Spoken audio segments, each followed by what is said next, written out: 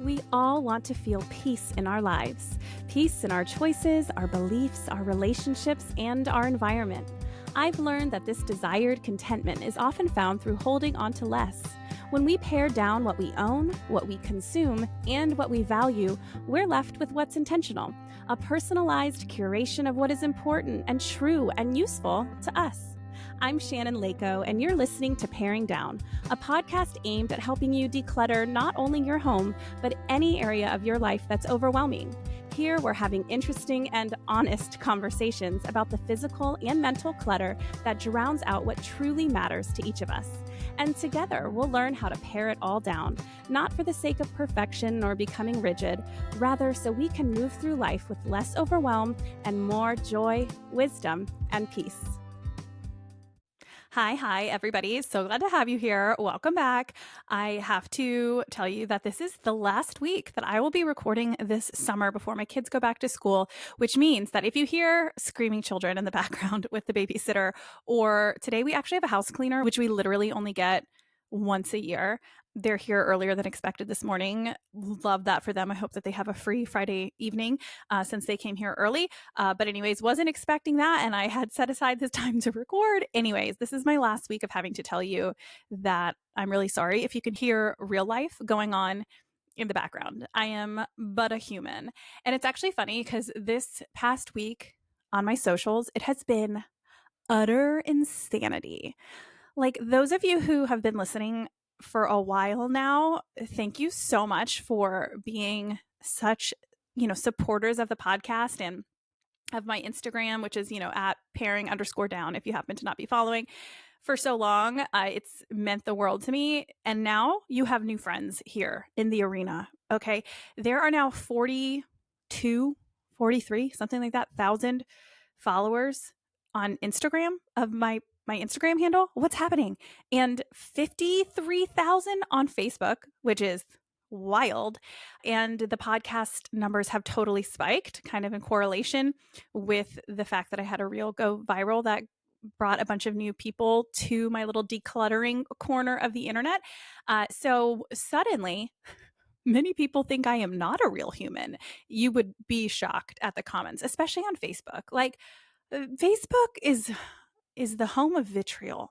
It is a scary, scary place. People get really mad at me for things that I don't even think I do or said. They think I'm super rich because I have a bunch of followers now, which I'm like, if you were here a week ago, I had 2,000 followers. And they get mad at things that I cannot control, like how Facebook makes it hard for you to read the caption of my reels. So anyways, I am but a human. So you might hear some kids who are not in school yet this year in the background. I don't have a house cleaner or a babysitter on the reg. Now that people think I'm a quote influencer, they might think, oh, she's a rich person who has those services. No, they just happen to be here today because I work.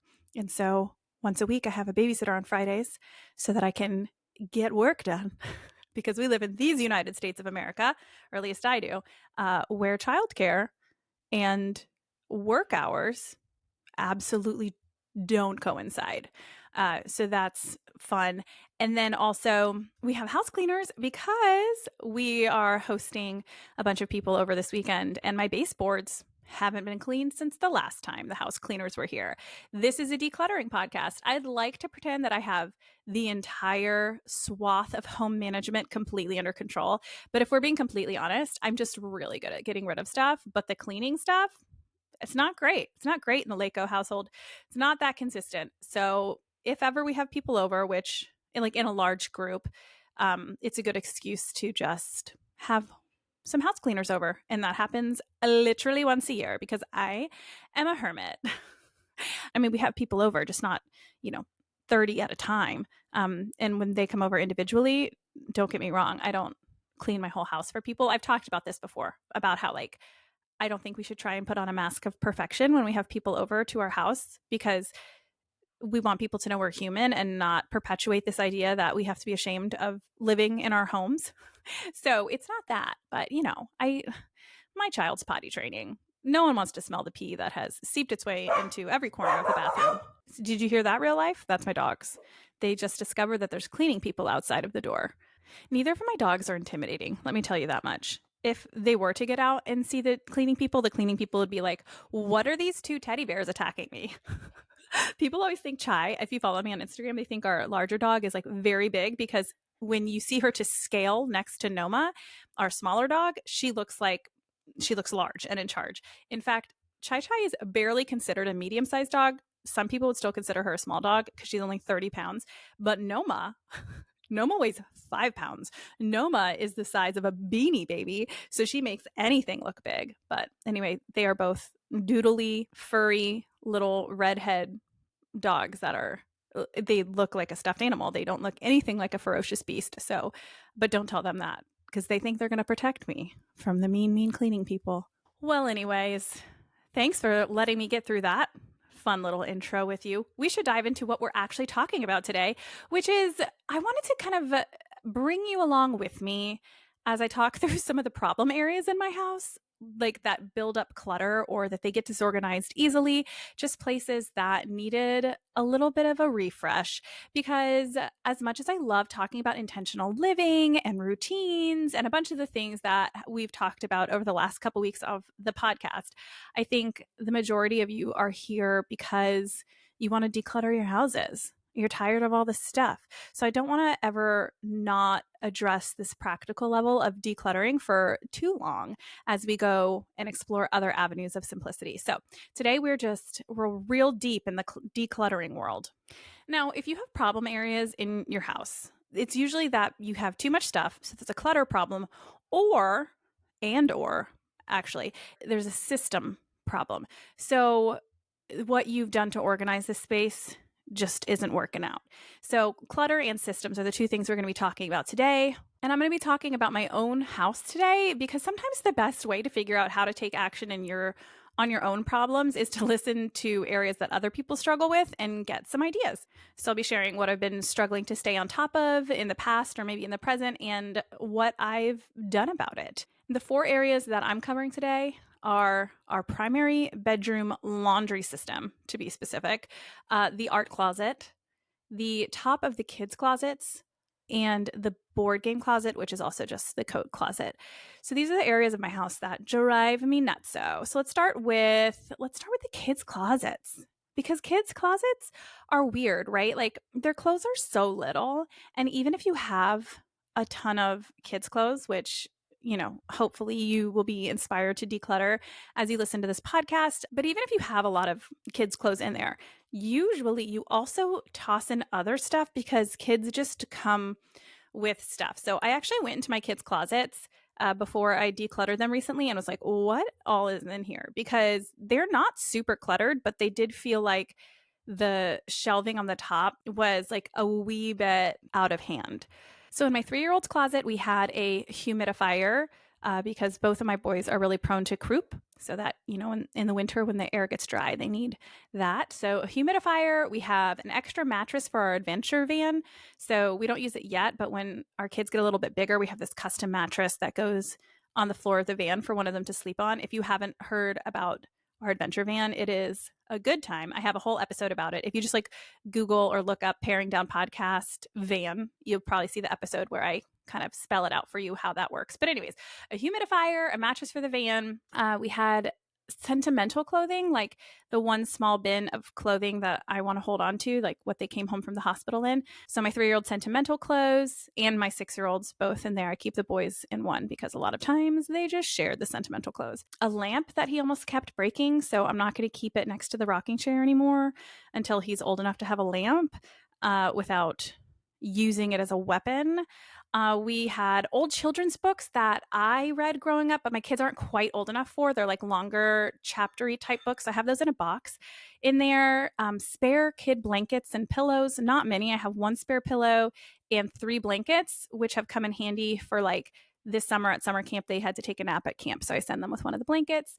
Let's see. We had a tent from Christmas, which is like this fort situation, but you just plug it into the wall and a fan blows this very thin piece of material into a big tent. kind of thing. So we had that and the fan in there. And we have this dinosaur that's a step stool, but it also has storage inside of it. But it was missing one of the legs, but it was really cute. And then we have all his puzzles, which I take down and let him do when he has his quiet time, if ever he feels like skipping a nap.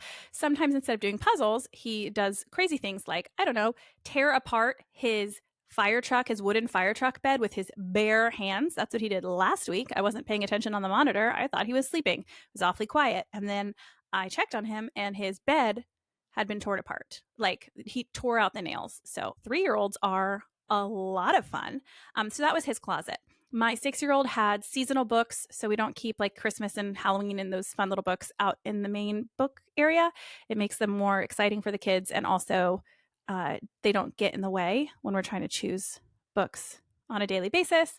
Anyway, his puzzles, his humidifier, he has rain boots that I put on the top, a baseball glove, because I have not figured out good garage storage for things like that. Garage storage is hard for us because we move every 3 years. And so I want to put together a beautiful garage system, but like that costs money and I'm not going to invest in that in a house that we're only going to be in for 3 years. But anyway, enough of my excuses. So there's a baseball glove, and then we keep all of our backstock bins. So we've decluttered so much that like a lot of our cube storage we don't even need anymore. You know, there's like 12 by 12 bins that you put stuff in. So I keep those up there because sometimes they do come in handy when we have an influx of stuff or I'm reorganizing and I'm like, oh, maybe I should put this in a bin instead of what I have it in currently or whatever. So he has all those backstock bins up there. And then he has like a star stenciling kit that my husband stenciled his entire room's ceiling, which is navy blue. Like his whole room is navy blue. It's a very cool room. You should actually go to my Instagram. I have a highlight called Space Room, and you can see my son's room because my husband made him this like custom rocket ship bed. He has a slide that goes down, and it was all way too big for the bedroom, which I told my husband it would be, but you know, does he listen to me? No. But anyway, he's the engineer and he's amazing. So all we had to do was take the closet doors off, and so my son literally slides into his closet. And that's how we made it fit. But anyway, the ceiling is covered in a real constellation with glow in the dark paint that my husband stenciled on there because he is an overachiever. And so that kit is still in the closet. I don't really know why, but my husband doesn't want to get rid of it. And I was like, okay, I mean, choose your battles. You know what I mean? As you guys know, my husband loves to hold on to stuff. You can listen to episode 19 if you'd like to hear him. He came on the podcast and we talked about it. With so many new listeners here, I feel like mentioning some of the past episodes might be helpful. But anyway, that's Anderson's closet. And this is in addition to any clothes that are in there, which is not much. My 6-year-old has 4 shirts hanging up in there, and Warren has 5 shirts hanging up in there. Okay, so last is my daughter's closet. She has her puzzles, American Girl dolls that like were just kind of getting in the way. They're my vintage American Girl dolls that were in perfect, pristine condition. And I was like, finally, when she turned 4, here, you can play with these. And my daughter's a chaos ball, and now they all are wearing each other's clothes and their hair looks crazy and it's fine. But I didn't feel like continuing to like pick up all the clothes and the different dolls when she really just found her favorite. So those are going back up there until hopefully in the future when she's old enough to read the books that I also have kept for her. I don't keep a whole lot, but the American Girl world is like a big deal to me. So when she's old enough to read the books, I'll bring the dolls back down. She can play. So those are kind of stored up there for when she's older. My glass animal collection that I loved when I was younger, again, waiting for her to not be a danger to herself. A sentimental bin, her sentimental clothing. There are 2 bags of clothes for her to grow into because we have friends with girls that are older with super cute clothes. But Joey Jelly, my daughter, she is the size of a peanut. And so she never actually fits the clothes, even if people give them to me in the correct size. And so I think it's, you know, I don't keep a lot. I really go through all the hand-me-downs and make sure they're things that I'll actually use and that we'll use within the next year or so. But anyways, those are up on the top of her closet as well. She has some seasonal shoes. My boys don't really have shoe options. They have 1 pair of shoes and 1 pair of water shoes. And then that is it. They wear them to church, they wear them to school, and they live their life. But my daughter is real into fashion at the prime age of 4. So that's going to be fun for me as someone who is not a materialistic human. Not to say that people who enjoy fashion are materialistic. I also like fashion, but she, you know, would buy every single princess dress if she could. So she does have shoe options, but her seasonal ones like boots and stuff are on the top of her closet. There's an art easel in there because hers is a slightly larger closet. It's a walk-in. It's like not huge, but her whole dresser actually fits in it. So her closet has her dresser and her hanging clothes and this easel, and that pretty much takes up the space. She has these weird old like wooden boards, I don't know the name for them, plywood, that she uses when she wants to tap, because like her tap shoes will tear up our flooring. So I just put these down on the floor, and she can take a tap dance class on YouTube or just make noise because it's fun. Those are in there. And then a sentimental bear of mine when I was little, that's like huge, one of those like very large stuffed animal bears that I'm not quite ready to part with. Okay, don't judge me. So that's all the stuff in their closets. I know you're like, that wasn't that interesting. Thank you so much for walking me through the mundane stuff that's in your kids' closets. But it's helpful, right? To sometimes hear what is in other people's spaces. So you can be like, well, A, I'm not crazy. And B, you can hear what I did about it. So first thing with closets is I revisit really often, and I have to. I should obviously be revisiting more often so that they don't get quite as out of hand. But I would say as a whole, I was actually pretty impressed when I did go through them that I wanted to keep the vast majority of the stuff. So like I did declutter a couple blankets, and now I think we're down to just those 3 that I mentioned. I decluttered that step stool that was missing a leg. That's a dinosaur storage step stool. I mean, it was really cute, but I did not need it.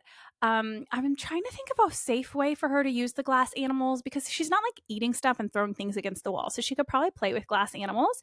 So I'm kind of wondering if I get a display case of some sort to put on her wall, or like some shelving situation. The only toy she has in her room is her Barbie dream house with the accessories that come with that. And so I don't like to obviously clutter the room with options, but I feel like I could find a cute way to display the glass animals. So that's on my list of things to do. I am thinking of going down to one humidifier, because both the boys, they are susceptible to croup, but I've never needed them at the same time. So I'm thinking just one humidifier will do. So that might be on its way out. What else might I might switch around? Oh, the toddler puzzles in my 3-year-old's room. I think that at one point they were in the playroom. And like I've mentioned before on this podcast, we have not always had a playroom. We just happened to have one in the house we moved into here in Florida. It had a formal dining room, and I was like, there's nothing formal about this stage of life, so that will be a playroom.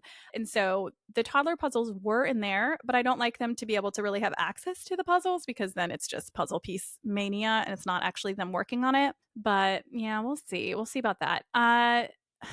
Big question. Should I part with my sentimental bear? I don't know, you guys. His name is Bart. I used to sleep on him. Like I would sleep in between his legs and use each leg next to me as my pillow for the night. And I mean, I slept on that bear from age 4 until probably I was 13 years old. Bart was a big part of my life. Okay. But I'm wondering if it is time to part with him, because I'm not using him anymore. He's sitting in a closet. Poor Bart.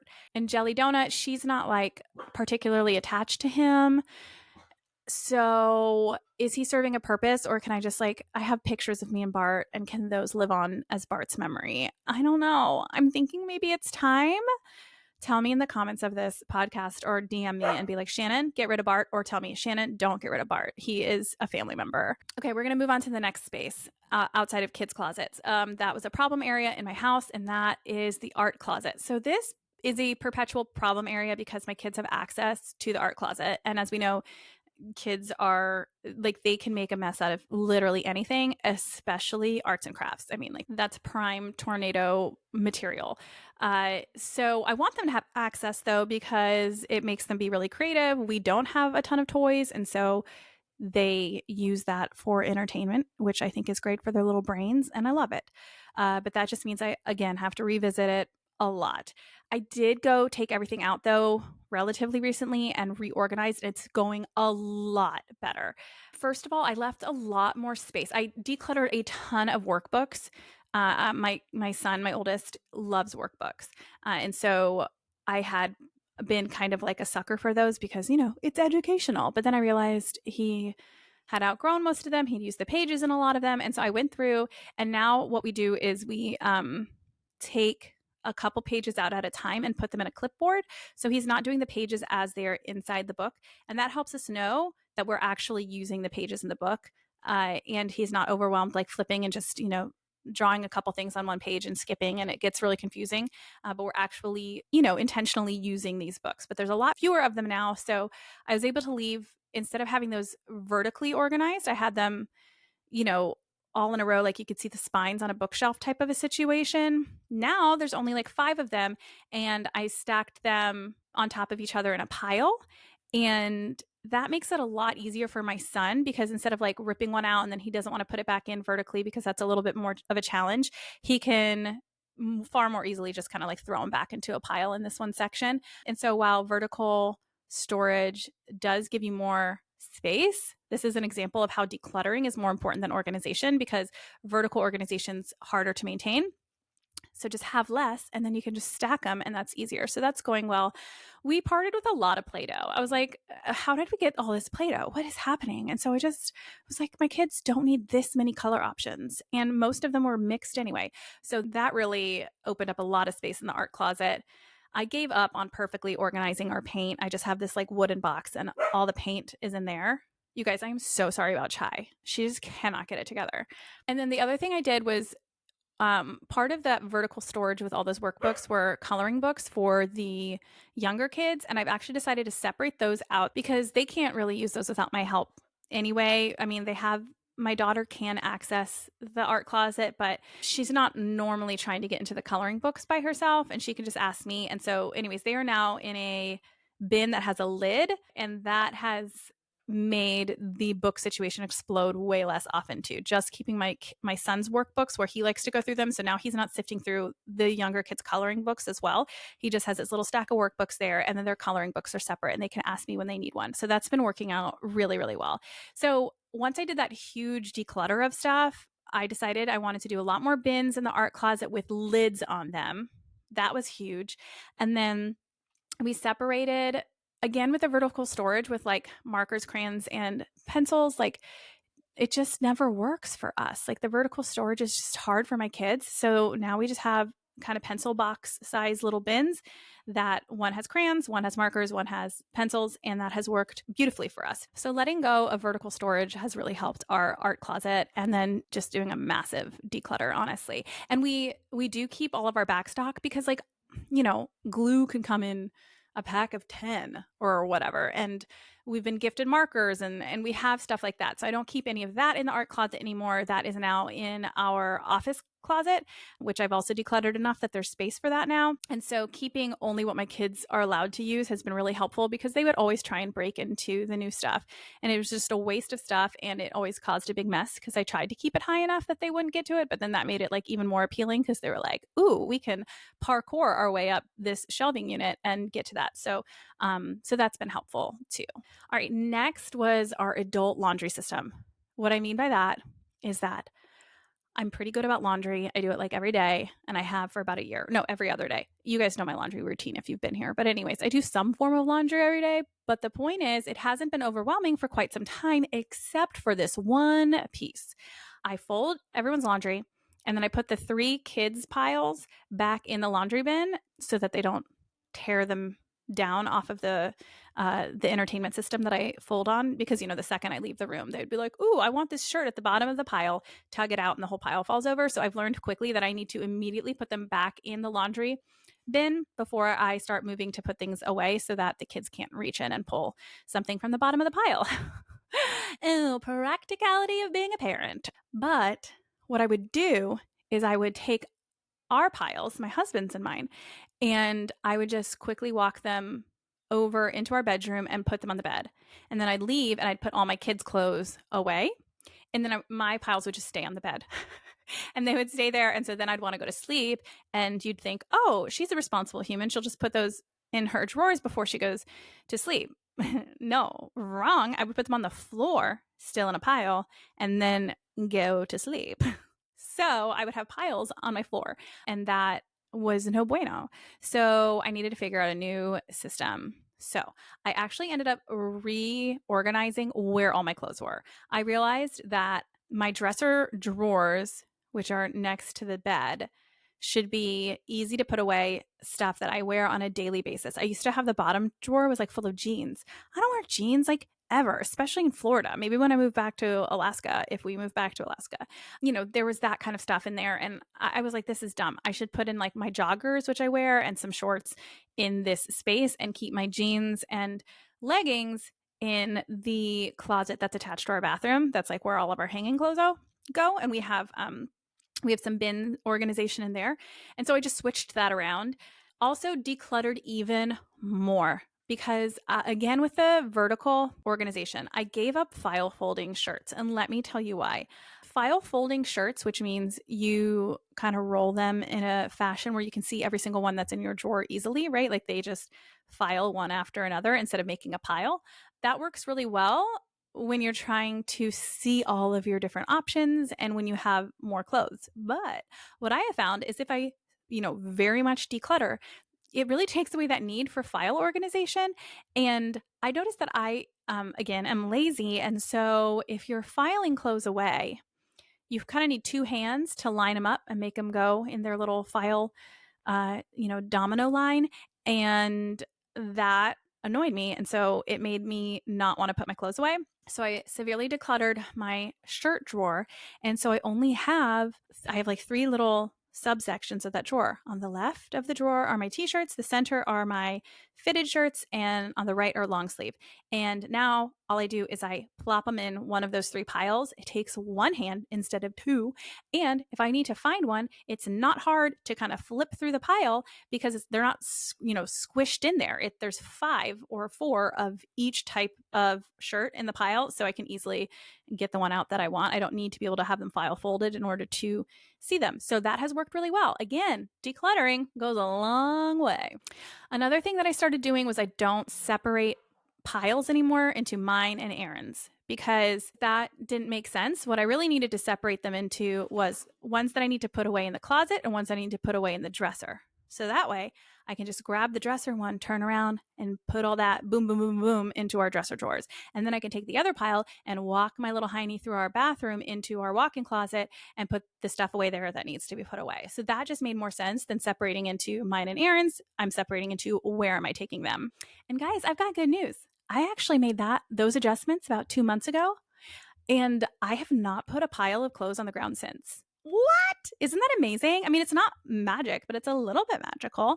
I think those things really helped, besides the fact that I then also remind myself this takes 2 seconds, just do it. And the more that I recognize how fast it is, especially now that it's efficient with where things are going and it's, fun and easy to put clothes away when your drawers aren't bursting, I have gotten into a rhythm and a habit of doing that. So patting myself on the back, go me.